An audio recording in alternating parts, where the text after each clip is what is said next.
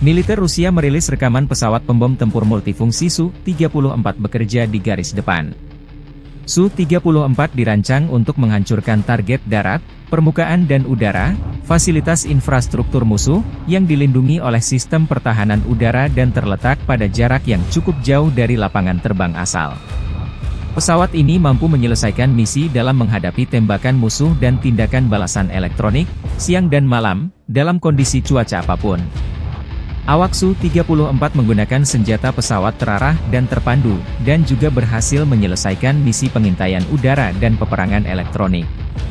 Su-34 memiliki rangkaian senjata yang belum pernah ada sebelumnya, 16 jenis senjata berpemandu presisi tinggi dan 19 jenis senjata tidak berpemandu, dan kompleks pesawat dapat menggunakan beberapa jenis senjata berpemandu dalam mode multisaluran, hingga 6 target secara bersamaan.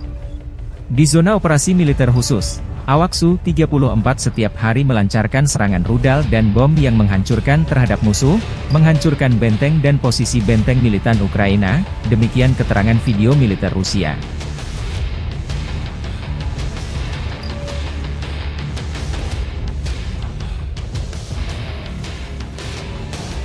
Download Tribun X sekarang, menghadirkan lokal menjadi Indonesia.